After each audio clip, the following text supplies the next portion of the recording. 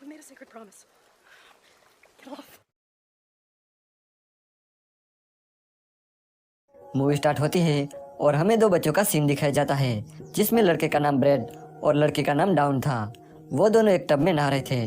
Down bread की step sister थी पर वो उसे सिस्टर नहीं मानता था, इसलिए वो डाउन को उंगली करता है पर तभी उसकी उंगली कट जाती है और ब्रैड बहुत चिल्लाने लगता है।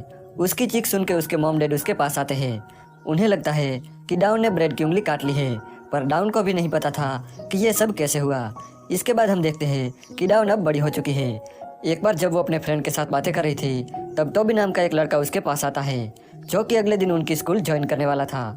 यहाँ वो दोनों एक दूसरे को देखते ही रह जाते हैं और दोनों एक दूसरे की ओर अट्रैक्ट होने लगते हैं। इसके बाद जब डाउन घर आती है तब हमें पता चलता है कि डाउन की मॉम बहुत बीमार है और उनकी हालत दिन ब दिन बिगड़ती जा रही है, पर डाउन और उसके फादर उसका ख्याल रखते हैं। एक बार जब डाउन बाथरूम में नहाने जाती है तब उसका भाई ब्रैड उसे बहुत ज़्यादा परेशान करता है, पर ब्रैड का ये हर रोज़ का था इसलिए डाउन उस पर ज़्यादा ध्यान नहीं देती। अगले दिन जब डाउन स्कूल जाती है तब उसकी क्लास में बायोलॉजिकल लेक्चर चल रहा था। डाउन जब बुक खोलती है तब वो देखती है कि फीमेल के कुएं में स्टिकर लगा है। अब बच्चे उसका रीज़न पूछते हैं तब टीचर उन्हें कहता है कि ये पीएम मोदी का आदेश है कि इस पार्ट को नहीं दिखाया जाएगा। फिर स्कूल के बाद डाउन टोबी के साथ मूवी देखने जाती है पर वो मूवी घपाघप से भरी हुई थी इसलिए टोबी का गोरिल्ला जाग जाता है। वो डाउन के करीब आने की कोशिश करता है पर डाउन उसके इशारे समझ नहीं पाती। इसके बाद हम ब्रैड को देखते हैं जो अपनी गर्लफ्रेंड के साथ होता है जिसका नाम मेलानी था। वो ब्रैड की उंगली देखकर उसके बारे में पूछने लगती है। तब ब्रैड उसे कहता है कि बचपन में उसे डाउन ने काट लिया था, पर मेलानी उसे कहती है कि तब तो वो बहुत छोटी थी तो फिर ये इतना घाव कैसे हुआ। इस पर ब्रैड उसे कुछ नहीं कहता। एक बार डाउन अपने फ्रेंड के साथ एक लेक पर घूमने जाती है जहां उनकी फ्रेंड एलिसा उन्हें बताती है कि जो भी कपल इस पानी में तैरने के बाद उस गुफा में जाते हैं वो वहीं पर घपाघप करते हैं। इसके बाद टोबी और डाउन बैठकर बातें करने लगते हैं। डाउन टोबी को बताती है कि वो अभी भी वर्जिन है और वो चाहती है कि शादी के बाद उसका हस्बैंड ही उसे टच करे। तब टोबी उसे कहता है कि वो वर्जिन नहीं है, उसने कई लड़कियों के साथ पलंग तोड़े हैं पर यह उसकी सबसे बड़ी गलती थी। रात को जब डाउन सोने जाती है तब उसको टोबी के ख्याल आने लगते हैं, इसलिए अगले दिन डाउन टोबी को कॉल करती है और उसे कहती है कि हम दोनों को और अब मिलना नहीं चाहिए। ऐसा कह के वो कॉल काट देती है। डाउन टोबी से दूर रहने की बहुत कोशिश करती है पर वो उससे दूर नहीं रह पाती।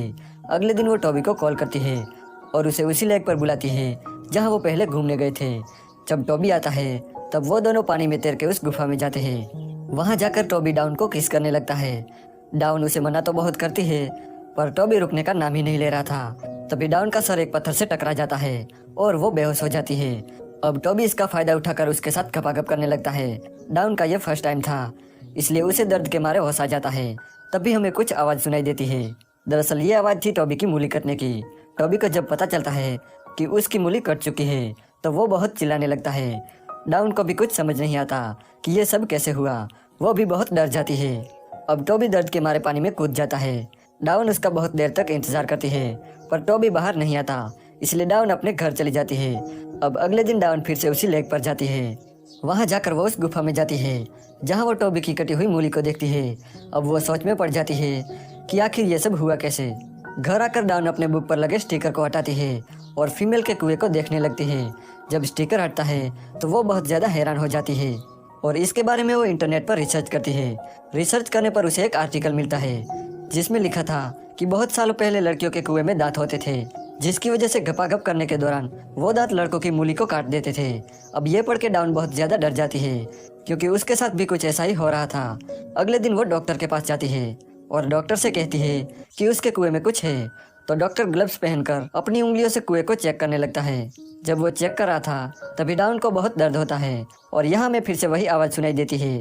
अब डॉक्टर बहुत चिल्लाने लगता है क्योंकि उसकी चारों उंगलियां कट चुकी थी। अब ये देखकर डाउन बहुत ज़्यादा डर जाती है और वो वहाँ से भाग जाती है। जब वो घर आ रही थी तब रास्ते में वो देखती है कि एक पुलिस वाला टोबी की गाड़ी को लेकर कहीं जा रहा है, तो वो भी लेक की तरफ निकल जाती है जहाँ वो देखती है कि टोबी की लाश को पानी में से निकाला जा रहा है। जब वो घर आती है तब वो देखती है कि उसकी मॉम बेहोश पड़ी है और उसका भाई अपनी गर्लफ्रेंड के साथ पलंग तोड़ रहा है।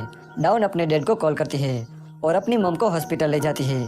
इसके बाद डाउन अपने एक फ्रेंड रेहान के घर जाती है और उसे कहती है कि उसी की वजह से टोबी की मौत हो गई है और उसके कुएं में दांत है। ये कह के वो बहुत रोने लगती है। अब यहाँ रेहान उसे संभालता है। इसके बाद डाउन बाथरूम में नहाने जाती है जब वो वापस आती है तब वो देखती है कि रेहान ने उसका मूड बनाने के लिए पूरा कमरा कैंडल से सजा दिया है।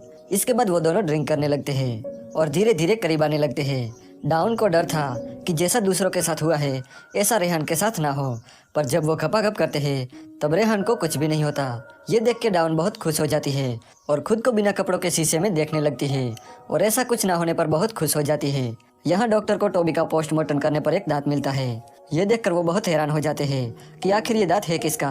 अब यहाँ डाउन रेहान के साथ पलंग तोड़ रही थी, तभी रेहान को अपने एक फ्रेंड का कॉल आता है, जिससे डाउन को पता चलता है कि रेहान ने अपने एक फ्रेंड के साथ बेट लगाई थी कि अगर उसने डाउन के साथ गपागप किया तो वो बेट जीत जाएगा। अब ये सुन के डाउन को बहुत गुस्सा आता है। तभी फिर से हमें मूली कटने की आवाज़ सुनाई देती है और हमें पता चलता है कि डाउन ने रेहान का भी काट दिया है। और इस हादसे के बाद हमें पता चलता है कि डाउन जब अपनी मर्जी से गपागप करती है तब ऐसा उसके साथ कुछ भी नहीं होता, पर अगर उसके साथ कोई जबरदस्ती करता है तो वो उसका काट देती है। इसके बाद डाउन जब हॉस्पिटल जाती है तब उसे पता चलता है कि उसकी मॉम की डेथ हो गई है और यहाँ ब्रेड और उसके डैड के बीच झगड़ा हो जाता है, जहाँ पर उसके डैड ब्रेड को घर से निकल जाने को कहते हैं, पर ब्रेड उनसे लड़ने लगता है और अपना डॉग उन पर छोड़ देता है जो उनके गले में काट लेता है।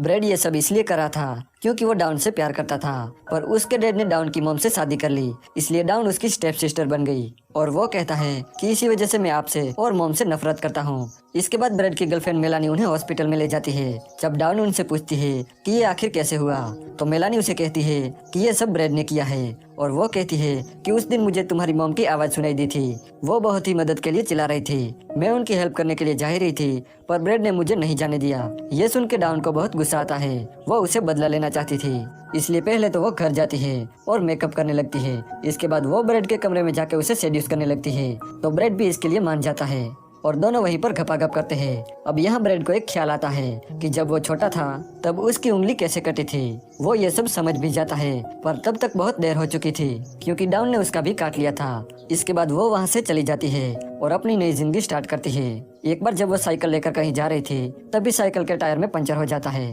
वो एक बुढ़े आदमी से लिफ्ट मांगती है और गाड़ी में ही सो जाती है। जब वो उठती है तब रात हो चुकी थी। वो गाड़ी से बाहर निकलने की कोशिश करती है पर गाड़ी के डोर लॉक थे और वो बुढ़ा आदमी गंदे इशारे करने लगता है। वो डाउन का फायदा उठाना चाहता था। डाउन पहले तो थोड़ा डर जाती है, पर फिर उसे याद आता है कि उसे तो अब किसी से डरने की जरूरत नहीं है क्योंकि उसे पता था कि बुढ़े के साथ अब क्या होने वाला है। और ये मूवी यहीं पर एंड हो जाती है।